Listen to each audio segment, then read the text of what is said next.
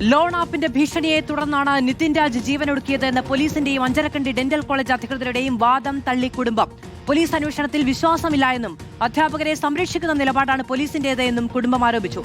എന്നാൽ സ്ഥാപനത്തിലെ ആർക്കും നിതിന്റെ മരണത്തിൽ പങ്കില്ല എന്നാണ് കോളേജ് മാനേജ്മെന്റിന്റെ വിശദീകരണ കുറിപ്പ്.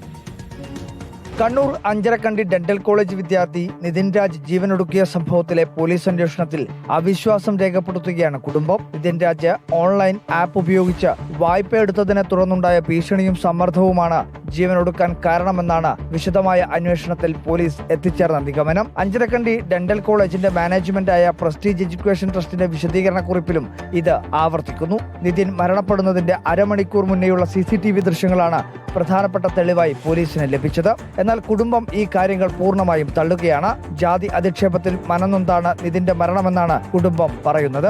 ലോൺ ആപ്പ് വിഷയമല്ല അവന്റെ മരണ കാരണം. ആ ഒരു വിഷയവുമായിട്ട് ബന്ധപ്പെട്ട് സംസാരിച്ച് തുടങ്ങിയിട്ട് ഒരു 21 വയസ്സുകാരൻ എത്രത്തോളം അത് മാനസികമായിട്ട് എടുക്കുമെന്നുള്ളത് എനിക്കറിയില്ല. ജാതിപരമായിട്ടോ വംശീയപരമായിട്ടോ ഒക്കെ അതിശയം നടന്നിട്ടുണ്ടാവും. അതേസമയം ഡോക്ടർ റാമിനെതിരെ ഇതുവരെയും ഒരു പരാതിയും ലഭിച്ചിട്ടില്ലെന്നാണ് മാനേജ്മെന്റിന്റെ വിശദീകരണ കുറിപ്പ്.